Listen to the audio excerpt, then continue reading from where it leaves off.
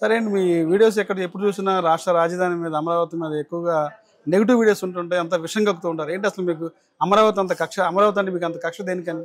నాకు అమరావతి మీద ఎటువంటి కక్ష లేదు. అమరావతి అద్భుతమైన రాజధాని అయితే బాగుంటుంది, ప్రపంచ స్థాయి రాజధాని అయితే బాగుంటుంది. కానీ ఆ ప్రక్రియలో ప్రజలు లాభపడాలి, రాష్ట్ర ఖజానా లాభపడాలి. కానీ ప్రజల మీద భారం పడి రాష్ట్ర ఖజానా మీద ప్రజలు నష్టపోయి రాష్ట్ర ఖజానా మీద భారం పడి కొందరు లబ్ధి పొందే ప్రక్రియను నేను వ్యతిరేకిస్తున్నాను. ముఖ్యంగా ఈ ల్యాండ్ పూలింగ్ చట్టాన్ని నేను తీవ్రంగా వ్యతిరేకిస్తున్నాను. ఎందుకంటే మనకి రాజధాని కట్టాలంటే అది మనకి భూమి కావాలంటే అయితే రైతు దగ్గర కొనాలి, లేకపోతే ప్రభుత్వ భూమి, లేకపోతే అటవీ భూమిని డీరిజర్వ్ చేయాలి. సో చంద్రబాబు నాయుడు గారు 29 గ్రామాల్లో రాజధాని కడదాం అనుకున్నారు.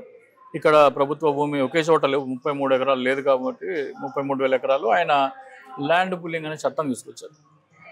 ల్యాండ్ పూలింగ్ అనే చట్టం అది కరెక్టా, ల్యాండ్ అక్విజిషన్ అనే చట్టం కరెక్టా, నరేంద్ర మోడీ గారు దీని మీద ఏమన్నారు, దీనికి ఢిల్లీ లిక్కర్ స్కామ్కి ఏంటి అనేది మనం 4 విషయాలు మనం చర్చిద్దాం. First of all, land acquisition act అంటే 2013లో మన్మోహన్ సింగ్ గారు ప్రధానమంత్రిగా ఉండగా ఒక చట్టం వచ్చింది. రిజిస్టర్ ఆఫీస్లో నమోదైన కార్డు విలువకి 4 రెట్లు, గ్రామీణ ప్రాంతం అయితే 4 రెట్లు మీరు ధర చెల్లించి రైతుకి ఇస్తే రైతు భూమి ఇచ్చేయాలి. పట్టణ ప్రాంతం అయితే 2 రెట్లు. 29 గ్రామాలు గ్రామీణ ప్రాంతం కాబట్టి అక్కడున్న మార్కెట్ విలువకి నా కార్డు వాల్యూకి 4 రెట్లు ఇవ్వాలి. 4 రెట్లు ఇవ్వాలంటే అక్కడ 2 నుంచి 3 లక్షలు ఉంది ఎకరం. 2014 రాజధాని ప్రకటన రాకముందర కార్డు వాల్యూ.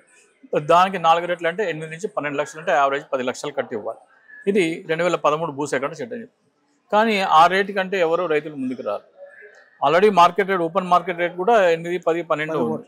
సో కాబట్టి రైతులు ఎవరు ముందుకు రారు. కాబట్టి చంద్రబాబు నాయుడు గారి దగ్గర ఉన్న ఆప్షన్ ఏంటంటే, మీరు కనుక ఇక్కడ మార్కెట్ రేట్కి ఎకరా ఏదైతే మీరు మార్కెట్ రేట్ ఉందో దానికి నేను రెట్టింపు ఇస్తాను. మీరు 2013 భూసేకరణ చట్టం అయితే మీకు చాలా తక్కువ వస్తుంది, అంత రాదు అనుకున్నంత రాదు.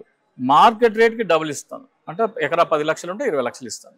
లేదా మీరు ఇక్కడ రాజధాని ప్రాంతంలో 1 ఎకరం భూమి ఇస్తే ఈ పంటలు పండే భూమి రాజధాని బయట 2 ఎకరాలు ఇస్తాను అనే 2 ప్రతిపాదనలు తీసుకొచ్చినట్టయితే 6,000 కోట్లతో మొత్తం ఈ 35,000 ఎకరాల సేకరణ జరిగిపోయింది, భూమంతా.